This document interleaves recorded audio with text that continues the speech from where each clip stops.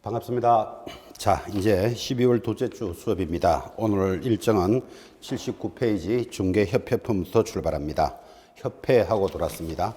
자, 79페이지 협회편은 아주 좀 독특한 단어이죠. 공인중개사 협회에 대해서 출제가 되는데 거의 매회 한 문제 이상 출제합니다. 단원도 아주 가볍습니다. 왜 독특한가 하면 여러분 변호사 시험 칠 때 변호사 협회 출제하지 않습니다. 의사 시험을 치는데 의사 협회에 대해서 출제하지 않는데 우리 공인중개사 시험에서는 공인중개사 협회가 출제가 됩니다. 또 반드시 한 문제 나온다는 데 큰 의미도 있고 아주 내용도 가볍습니다. 그래서 여러분들은 점수를 받는 단원 그렇게 편안하게 출발을 합니다. 자, 79페이지 제일 상단 공인중개사 협회 해서 출제 경량 작은 글씨 한번 볼까요? 자, 협회의 설립과 구성, 그 업무, 공제사업으로 구성되며 한 문제 정도 출제됩니다. 이렇게 되어 있는데 잘 나올 때는 두 문제도 나왔습니다. 그래서 크게 무거운 단원이 아님에도 불구하고 하나는 반드시 나온다는 데 큰 의미가 있습니다. 그런 협회가 출발을 합니다. 자, 일단 협회에 대해서는 그래도 제일 중요한 게 협회의 설립입니다.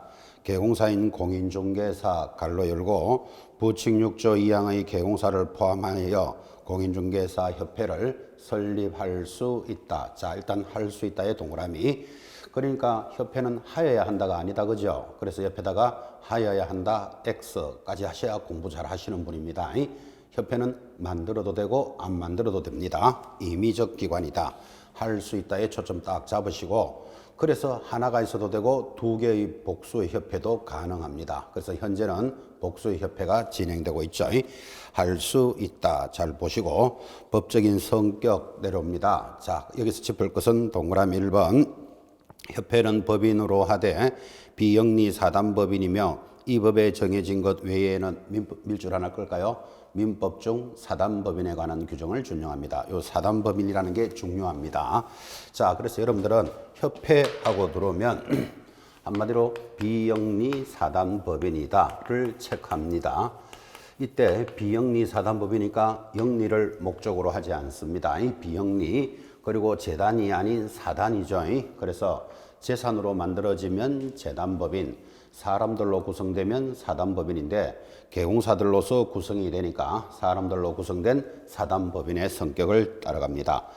시험 예전에 이렇게 나왔습니다. 민법 중 조합의 규정을 적용한다 또는 민법 중 재단법인을 적용한다 하면 틀립니다. 비영리 사단법인 하나 체크해 주셔야 됩니다. 자, 내려가면 드디어 3번 설립 절차 꾸준히 출제가 잘 됐습니다.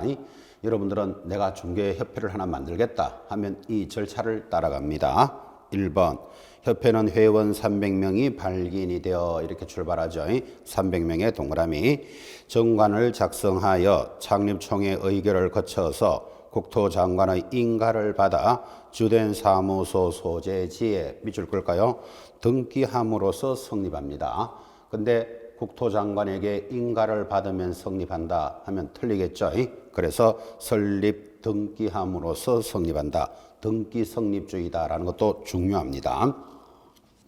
이어서 숫자가 나오는데 협회를 만들 때는 300명이 발기회를 개최합니다. 300이라는 말은 우리 대한공인중개사 협회를 하나 만들자 이렇게 발기를 하면 600명이 모여서 처음으로 회의를 하는 것을 창립총회를 합니다. 창립총회를 하고 근데 600명이 모여라 그러니까 서울에서만 소복이 모였다. 그러면 전국적인 단체가 되지 않을까 봐 구질구질하게 서울에서는 100명 이상 각 시도에서는 20명 이상은 참석해야 된다라고 구질구질한 숫자가 있으니까 이 숫자를 갈로 익힌 문제에 잘 넣습니다.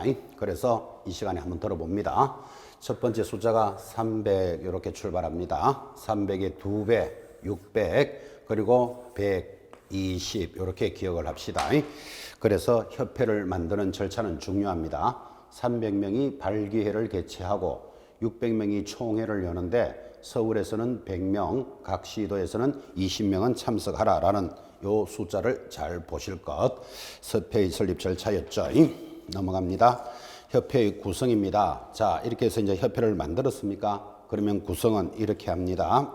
1번 정관이 정하는 바에 따라 정관에 동그라미 딱 찍어 놓으시고 시도에는 지부를 시군구에는 지회를 그것도 두어야 한다도 아니고 둘 수 있다. 그 정관이 정하는 바에 둘 수 있으니까 있어도 되고 없어도 된다는 취지를 잘 이해합니다. 이 말을 하고 있습니다. 자, 이렇게 해서 이제 협회가 설립이 됐습니까? 그러면 대한공인중개사 협회가 만들어졌다면 지부와 지회를 설치해라 이 말이죠. 그때 지부는 시도에 둡니다. 지회는 시군구에 이것도 두어야 한다가 아니고 요거는 둘 수 있다. 협회는 반드시 만들어졌다면 지부, 지회는 임의적인 기관인데 지부를 만들면 시도지사에게 신고합니다. 글자 그대로 따라가면 되죠. 지회를 만들었다. 시군구청장에게 신고사항이다. 여기까지는 짚어주는데 좀 주의를 한다면 지부, 지회는 설치하여야 한다가 아니고 할 수 있다. 여기에 주의하셔야 됩니다. 아주 편안한 단언이기도 한데 이런 것들을 지부, 지회를 두어야 한다 하고 들어오면 까칠까칠하죠. 그죠? 그래서 의식을 딱 해놓으셔야 됩니다. 자, 동그라미 바로 밑에 2번은 별표 딱 찍으시고 반드시 암기하셔야 됩니다. 매년 시험에서 올립니다. 협회는 총회 의결 내용을 지체 없이 국토장관에게 보고하여야 한다. 별표 딱 찍어놓고 옆에 암기 적어놓습니다. 왜 이게 중요한가 하면 예전에 중개협회가 국토장관에게 보고하는 것이 자그마치 7가지나 있었습니다. 이것을 보고해야 된다 했는데 싹 다 개정이 되고 하나만 보고합니다. 그러니까 굉장히 자주 출제하죠. 자, 협회가 국토장관에게 보고할 사항이 무엇입니까? 하면 답이 뭐죠? 총회 의결 내용. 언제까지 보고합니까? 지체 없이까지 기억하셔야 됩니다. 그래서 그 법조문 하나를 암기를 하셔야 됩니다. 이렇게 요구합니다. 동그라미 2번 매년 시험 지문에서 올립니다. 답으로도 올릴 수 있고 관련되는 지문으로서 틀린 것 옳은 것 할 때 지문으로 따라 나오니까 총회 의결 내용은 지체 없이 보고사항이다. 꼭 별표 넣습니다. 자, 감독상 명령 참고로 보시면 되고 이제 이렇게 구성을 했습니까? 그러면 일을 해야 되잖아. 그죠? 그래서 협회의 업무라는 게 내려옵니다. 2번. 자, 이 단어는 편안한 단어이긴 하지만 협회의 업무편에서 해당되는 업무인 것은 아닌 것은 이렇게 물어 들어오면 만만치 않습니다. 그래서 협회의 업무는 체크하셔야 됩니다. 1번. 회원의 품위 유지를 위한 업무를 고유한 업무로 가져갑니다. 품위 유지니까 핵심 단어 품위의 동그라미. 중개제도의 연구 개선 제도 동그라미 합니다.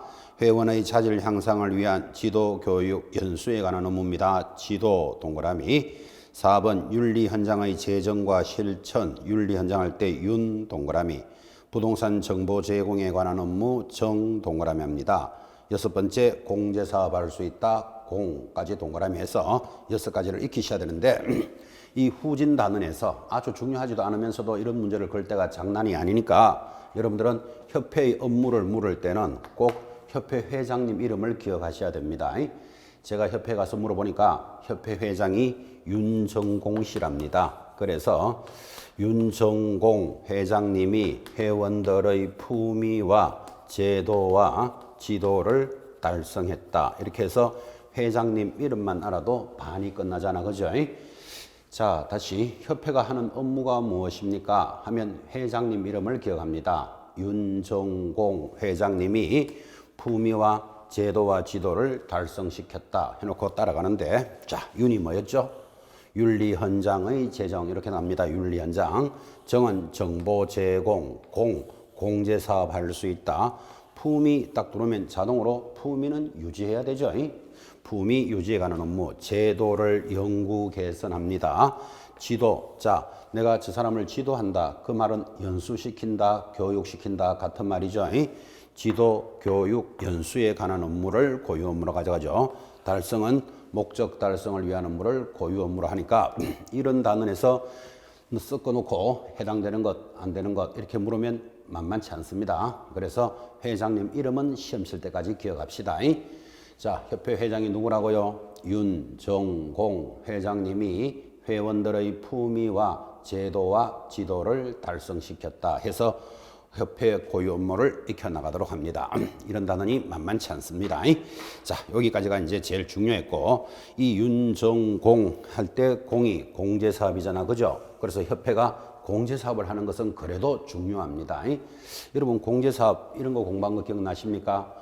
개공사는 보증보험이나 공제, 공탁에 가입하고 영업해야 된다. 법인은 얼마 가입하고 2억, 공인중개사는 1억, 부칙 6조 1억, 그리고 지역농협은 1,000만 원을 가입하고 손해배상 책임을 준비하는데 그때 공제에 가입할 수 있다라고 들으셨죠, 그죠? 그 공제사업을 협회가 합니다.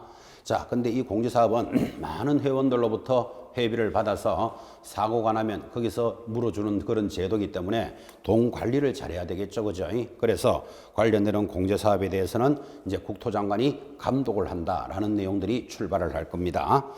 80페이지 제일 하단 동그라미 1번 방금 말로 다 설명했죠. 협회는 개공사의 손해배상 책임을 보장하기 위하여 공제사업을 할 수 있다. 그래서 협회가 공제사업을 합니다. 그때 하단에 공제사업의 범위, 공제규정의 성인 이런 말들이 흘러가는데 전부 국토장관에게 승인받습니다. 그러니까 깊게 내용을 보지 않더라도 국토장관하고만 논다. 이 느낌을 딱 가지셔야 됩니다.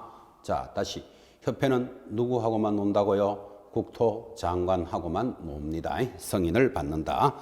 오른쪽 81페이지 공제규정의 내용입니다. 그때 공제계약의 내용은 또 회계 기준은 책임준비금은 이렇게 나가는데 뭐 아주 세부적인 내용이니까 깊게 보시지 말고 특히 디귿의 책임준비금은 기억하셔야 됩니다. 책임준비금이 뭐냐 하면 자 사고가 나면 물어주기 위해서 기금을 모으고 있어야 되는데 이 돈은 쓰지 말고 가지고 있어라. 책임준비금이죠. 그래서 보시면 디귿 공제사고 발생률 및 공제금 지급액 등을 종합적으로 고려하여 결정하되 공제료 수입액의 공제료의 일단 동그라미 100분의 10 이상을 적립합니다. 100분의 10이 10%죠. 자, 그래서 많은 회원들로부터 들어왔던 공제료 그 기금에 대해서 얼마는 쓰지 말아라. 100분의 10, 10%는 가지고 있어야 된다.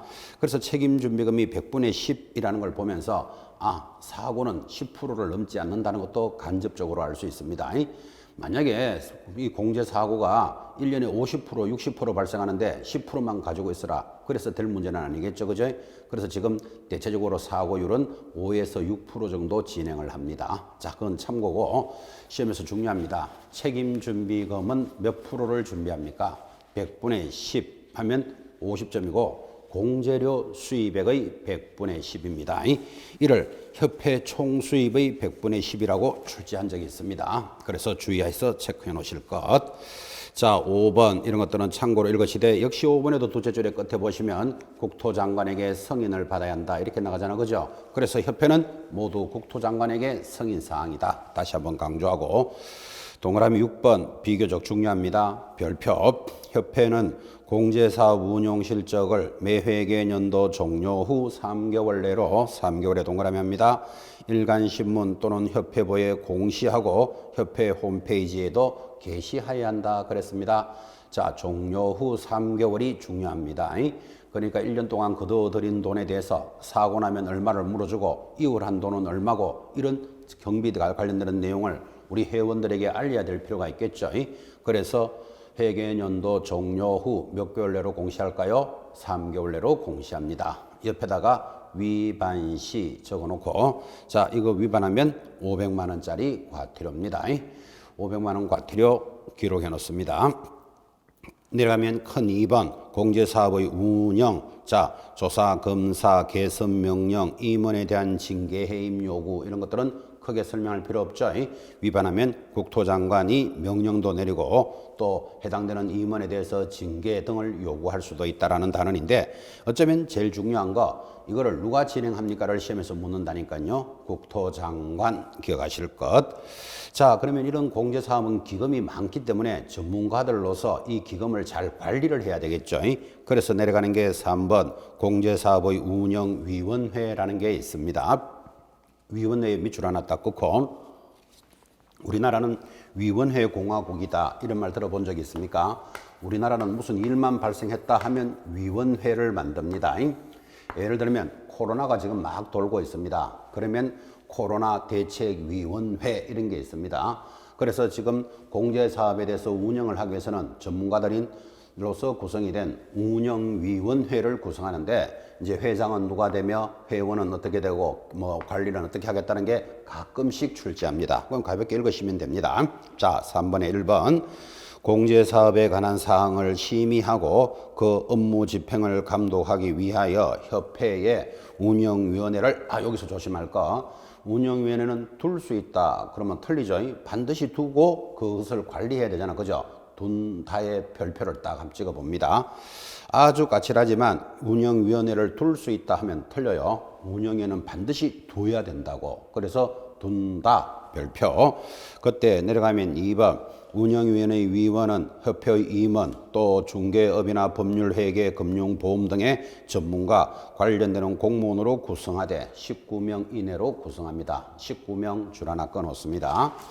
자, 넘어가서 교재 82페이지. 그때 국토장관이 정하는 공무원 중에서 한 명 이렇게 해서 이제 박스에 이런 사람들로서 구성이 된다라고 돼 있으니까 참고로 보시면 되고, 만약 이런 데서 문제를 낸다 그러면 이건 한 문제 틀리게 하거나 최소한 이런 것까지 공부할 필요는 없다, 그런 내용에서 출제를 할 수도 있습니다. 근데 크게 어렵지 않으니까 이런 전문가들로서 구성을 하는구나 이렇게 읽어주시기 바랍니다. 박스 밑에 3번. 운영위원회는 성별을 고려하여 구성하되 협회의 회장 및 협회 이사회가 임원 중에서 선임하는 수는 전체 위원수의 밑줄 하나 끕시다. 3분의 1 미만으로 합니다. 무슨 소린가 하니까, 자, 이런 위원회는 전부 19명으로 구성을 하는데 만약에 협회 직원들로서만 모두 다 구성이 돼 있다 그러면 협회 자기들 위주로 운영할 거잖아. 그죠? 그래서 지금 단서를 달기를 협회에서 추천한 자는 전체 임원 중에서 3분의 1 미만으로 하라. 이런 것들은 그런대로 시험에서 중요합니다. 협회가 추천하는 자는 3분의 1 미만으로 한다. 정리했습니다. 자, 4번, 5번 뭐 이렇게 읽으시면 되겠고, 특히 6번. 운영위원회 회의는 재적위원 줄 것입니다. 과반수 출석으로 개의하고 과반수 찬성으로 심의하는데, 우리 중개사법은 첫 페이지부터 끝 페이지까지가 전부 과반수 출석, 과반수 의결입니다. 과반수에 채점을 하나 딱 맞췄습니다. 자, 그렇게 해서 협회라는 단어를 가볍게 입문하셨습니다. 아마 협회는 어쩌면 그래도 숫자가 그래도 여러분 나올 때 제일 만만치 않습니다. 숫자 어떻게 기억합니까? 300, 그것의 2배, 600, 그리고 120 그렇게 익혀보시기 바랍니다. 자, 83페이지입니다. 이어지는 단어는 보칙인데 보칙은 말 그대로 보충 규칙이다 그런 뜻이에요. 그죠? 그래서 보칙은 아주 좀 가볍죠. 보충 규칙이니까. 그래서 첫 번째 업무의 위탁, 거의 시험에 안 나옵니다. 그래서 업무의 위탁은 제목에만 동그라미 해놓고 업무를 맡긴다 그 말이에요. 그죠? 그래서 왜 업무를 맡기는가 하면 국토장관이나 시도지사가 하는 업무를 다른 일은 안 하고 개공사들 관리만 하고 있을 수는 없으니까 국토장관이나 시도지사가 업무를 맡깁니다. 그래서 맡기는 걸 뭐라 그런다? 업무의 위탁이다 이렇게 이야기한다고요. 뭐를 위탁합니까? 1번, 큰 1번에 제목 줄 것입니다. 실무교육, 직무교육, 연수교육, 한마디로 말하면 교육을 누가 위탁합니까? 시도지사가 맡깁니다. 그래서 시도지사의 위탁 업무다 그러는 거예요.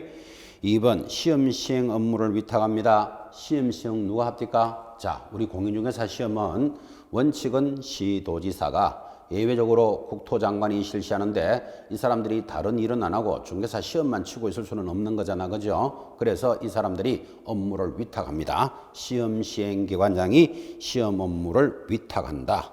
세 번째, 부동산 거래 질서 교란 행위의 신고센터 업무의 위탁입니다. 그래서 국토장관은 부동산 거래 질서 교란 행위 신고센터 업무를 한국감정원법에 따른 한국감정원에 위탁하는데, 거기 한국감정원 이렇게 밑줄 것이고 이번 11월에 감정원을 부동산원으로 바뀌었습니다. 그래서 그거 하나 수정해 놓으시기 바랍니다.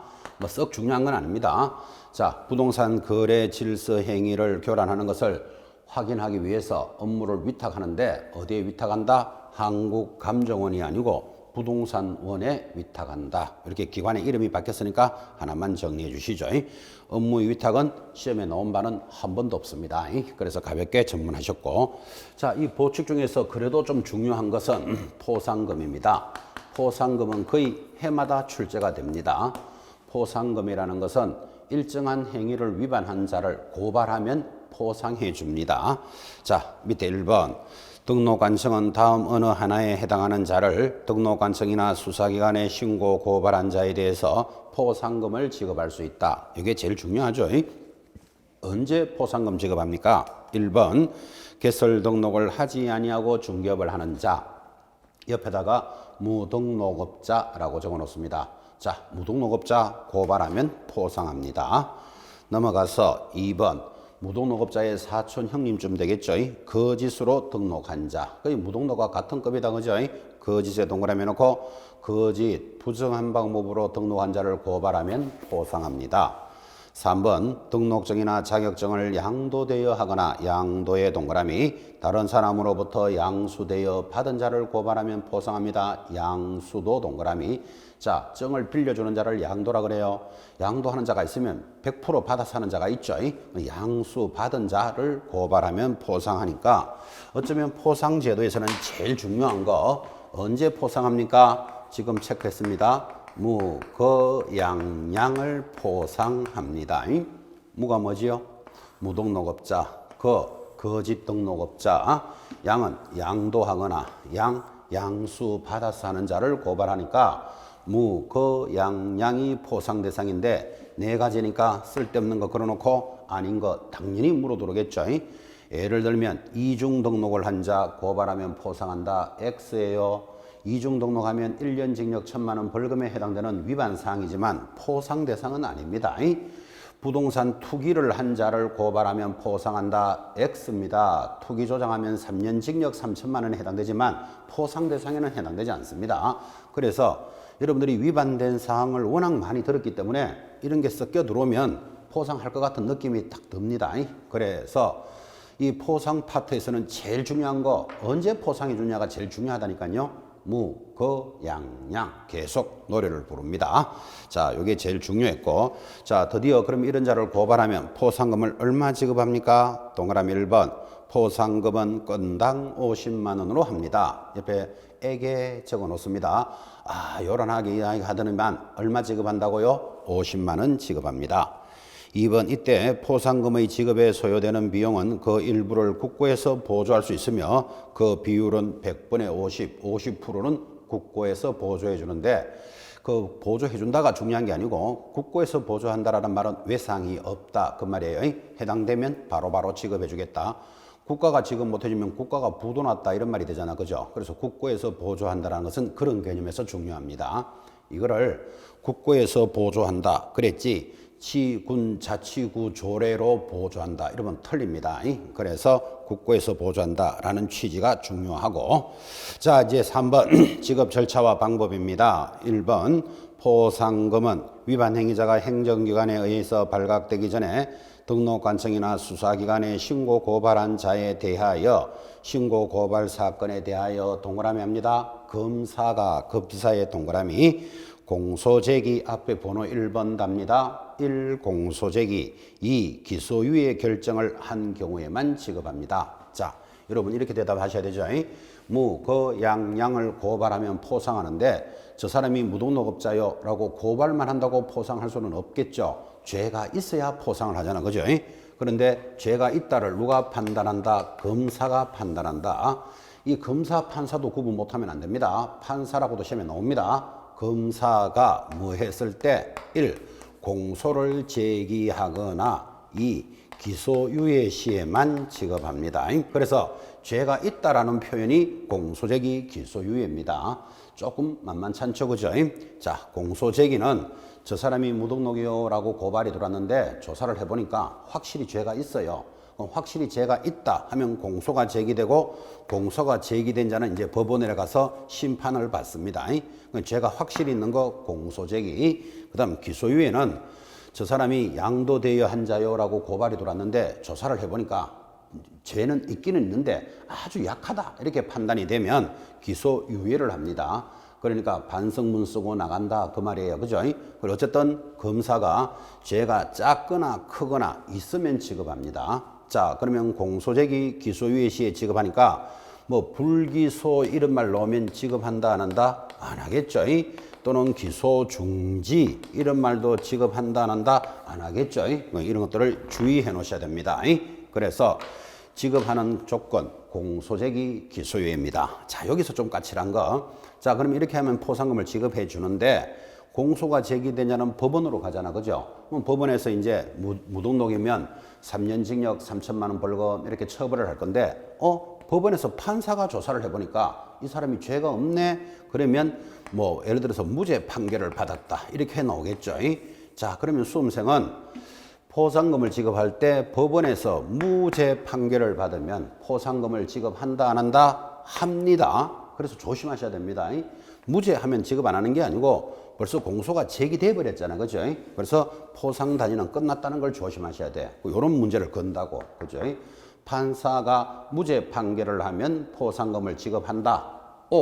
기억해 놓으셔야 됩니다. 생각하기가 만만치 않을 겁니다.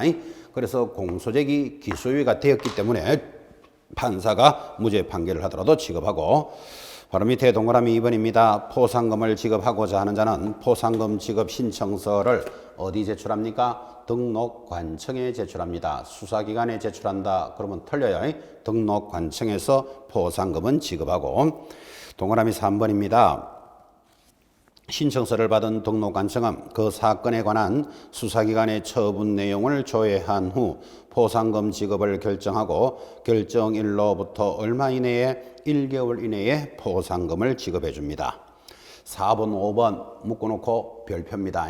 매회 출제되기를 등록관청은 하나의 사건에 대해서 2인 이상이 공동으로 신고 또는 고발한 경우에는 포상금을 균등하게 지급합니다. 자, 2인 들어오면 옆에 균등 체크합니다.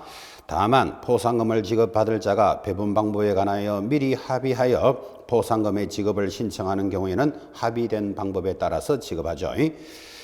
5번 등록관청은 이번에 하나의 사건에 대해서 2건이 신고가 들어왔습니다. 2건의 동그라미 저 사람이 무등록이요 라고 서울에서도 고발이 들어오고 수원에서도 들어왔다. 이게 2건이 들어온 거잖아. 그죠?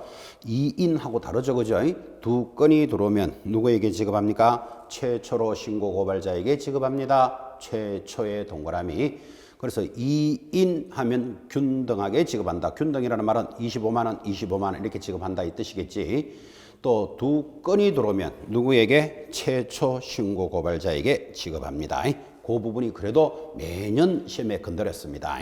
4번, 5번 별표 딱 찍어놓고 꾸준히 체크하셔야 됩니다.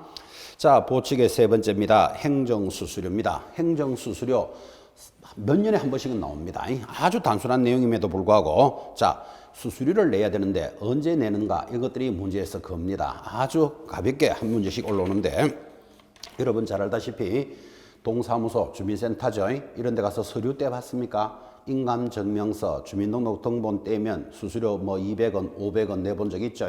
그것을 행정수수료라 그럽니다.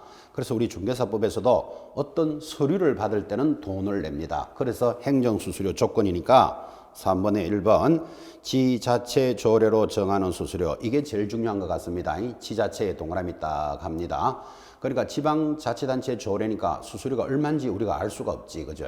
여러분이 수원에서 서류를 받을지 뭐 안양에서 받을지 서울에서 받을지 모르잖아. 그죠? 해당되는 지방자치단체 조례로 수수료를 지급하는데 이거를 국토장관이 정하는 수수료라고 시험에 냅니다.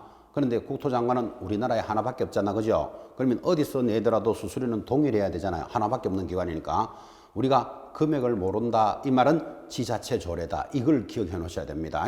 그래서 지자체 조례로 수수료를 지급하는데 언제 지급할까요? 1번 시험에 응시하는 자 수수료 있습니다. 자, 시험에 응시 밑줄 꺼놓고 제가 1권은 드리지만 당연하죠. 여러분 원서 낼 때 수수료 냅니다. 지자체 조례. 옆에다가 1번 옆에 적기를 자격증 교부시 X 그게 시험 문제입니다. 자, 자격증을 받으려고 원서를 냈으니까 원서 낼 때 수수료 냈다면 합격을 하면 자격증은 그냥 내줍니다. 근데 이거를 시험에서 자격증 교부할 때 수수료 있다라고 시험에 잘 낸다니까요. 여러분 원래 시험에서 꼭 합격 한번 해보시기 바랍니다. 자격증을 받을 때는 수수료 내지 않습니다. 그거 받으려고 원서 낼 때 돈 냈잖아. 그죠? 그래서 시험에서 포인트는 자격증 교부 시 X. 그게 답이고. 자, 2번. 이제 그 받았던 자격증을 다시 받습니다. 재교부 받을 때 당연히 수수료 내야 되겠죠. 재교부 밑줄. 3번 등록 신청할 때 수수료 있습니다. 왜 수수료 받습니까? 등록증을 받으려고 지금 신청하는 건지 아니고 증 받을 때 돈 낸다니까요. 신청할 때 수수료. 4번 그 등록증을 잊어버리거나 못 쓰게 되면 재교부 하겠죠. 재교부 받을 때 수수료 있습니다. 재교부 밑줄. 5번 분사무소 설치 신고할 때 분사무소 신고 필증을 받으려고 지금 신고하는 거잖아. 그죠? 수수료 냅니다. 그리고 그것을 재교부 받을 때 그럼 당연히 증 받을 때마다 돈 내는 거니까. 자, 그래서 지자체 조례에 대한 수수료는 자격증을 교부할 때 없다는 걸 기억해 놓으셔야 됩니다. 그리고 좀 여유 있으면 옆에다가 받아쓰기 2개 합니다.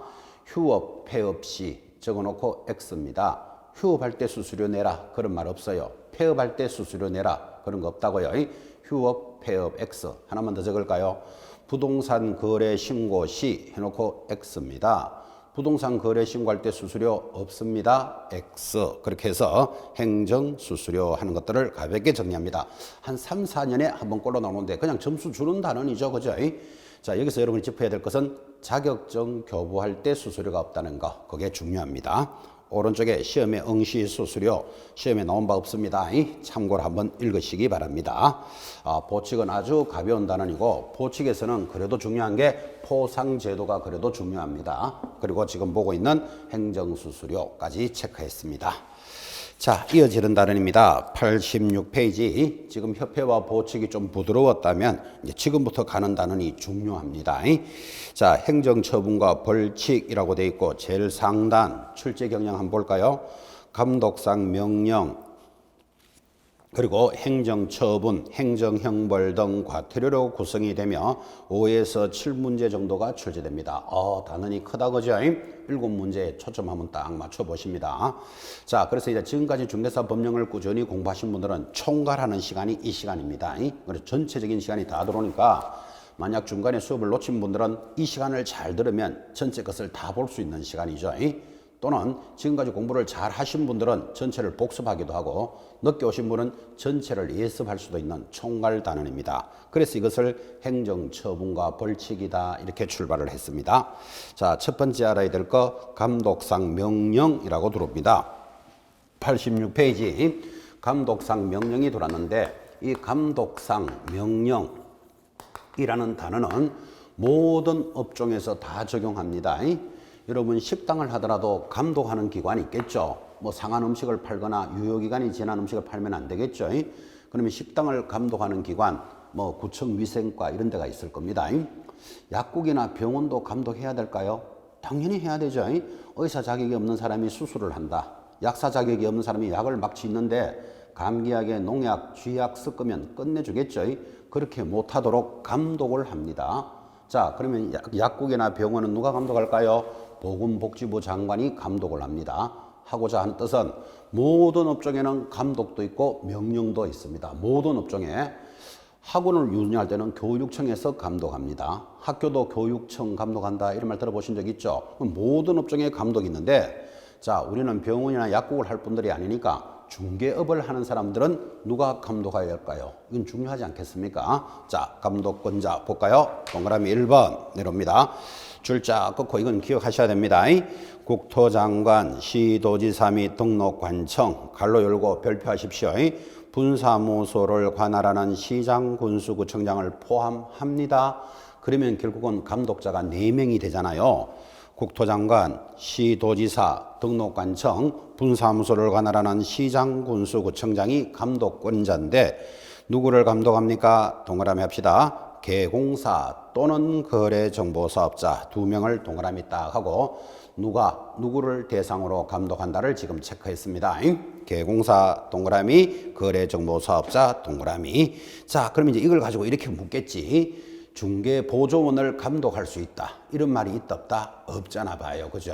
그래서 감독을 받는 사람 2사람 익히셔야 됩니다. 바로 밑에 2번 그때 국토장관, 시도지사, 등록관청은 소속 공무원으로 하여금 중개사무소에 출입하여 장부 서류 등을 조사하거나 검사할 수 있는데 그게 또 갈로 안이 중요합니다. 등록을 하지도 않고 중개업을 하는 자를 포함한다 이렇게 되어 있습니다. 자, 등록을 하지 않고 하는 자 한마디로 누구? 무등록업자도 감독 대상입니다. 자, 당연하죠. 이 무등록업자를 감독 못할 수는 없는 거잖아, 그죠? 그래서 법조문을 잘 보면 감독 대상자가 1. 개공사, 2. 거래정보사업자, 3. 누구요? 무등록업자를 감독한다는 것 의미 있게 잘 보셔야 됩니다. 내려가서 동그라미 4번 국토장관, 시도지사 및 등록관청은 불법 중개행위 등에 대한 단속을 하는 경우 필요한 때는 공인중개사 협회 및 관계기관의 협조를 요청할 수 있고 이 경우 공인중개사 협회는 특별한 사정이 없으면 이에 따라야 한다. 그래서 감독을 나갈 때는 협회가 반드시 협조를 하라 이렇게 되어 있습니다. 2번 감독의 목적입니다. 1번 부동산 투기 등 거래 동향을 파악할 때 감독할 수 있습니다. 거래 동향 동그라미.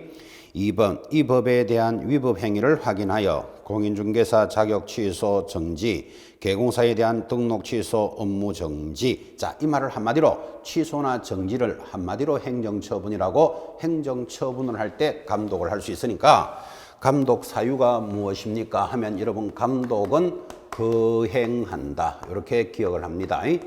자, 거래 동향을 파악할 때 행정처분을 할 때 감독할 수 있는데 뭐 예를 들어서 뭐 등록 기준을 확인할 때 이런 쓸데없는 말로 오면 X죠. 그래서 감독 사유는 거행한다. 거래 동향의 파악 그리고 행정처분상 감독할 수 있습니다. 오른쪽 갑니다. 마지막 이렇게 감독을 하겠다라고 제시를 했는데 개공사가 니나 감독 잘하세요. 나 퇴근하겠습니다. 그러면 감독이 안 되잖아. 그죠? 그래서 1번 개공사는 위반하게 되면 6월의 범위 내에서 업무 정지입니다. 업무 정지 밑줄. 2번 거래정보사업자는 500만 원짜리 과태료죠. 그런데 3번 하나 적으시고 무등록업자 감독할 수 있다고 그랬잖아요. 근데 무등록업자는 왜 제재가 없을까요? 라고 생각해 보셔야 됩니다. 그래서 3번 무등록업자 적어놓고 3년 징역 3천만 원 벌금인데 여러분 징역이나 벌금은 누가 부과하는 거다? 법원에서 부과하는 거니까 지금은 국토장관이나 등록관청이 부과하는 자에는 들어가지 않으니까 안 적었을 뿐이지 무등록업자 적발되면 당연히 처벌합니다. 3년 징역 3천만 원 벌금이라고 적어 놓습니다. 비교적 이 단원이 중요합니다. 여러분 항상 우리가 공부할 때 지도감독명령이라는 하나의 주제 밑에 대상자를 다르게 처벌하는 것 이런 것들이 시험에 잘 나온다니까요. 첫 번째 개공사가 감독상 명령을 위반하면 6월에 업무정지, 거래정보사업자는 500만 원짜리 과태료, 무등록업자는 3년 징역 3천만 원 벌금이니까 하나의 주제 밑에 대상자를 다르게 처벌하는 것 이런 것들을 잘 체크하시는 분이 점수를 잘 받는 사람들이죠. 이런 내용들을 익히시면서 자 지도 감독을 가볍게 보셨는데 이제 지금부터가 중요합니다. 여러분 지도 감독을 나가보니까 저 개공사가 위반된 행위를 하고 있습니다. 감독을 하다 보니까 위반을 발견했어. 그러면 계속 위반하시오. 그럴 수는 없는 거잖아. 그죠? 그래서 그것에 대해서 정지나 취소를 시키게 되는데 우리는 이것을 행정처분을 한다 하고 지금부터 출발하는 행정처분이 이제 가장 중요한 단원이 준비가 되고 앞에서 수업 들었던 것들을 총괄하는 시간이기도 합니다. 자, 행정처분 단원이 크니까 잠깐 쉬었다가 행정처분부터 다시 보도록 하겠습니다. 10분 쉬었다 갑니다.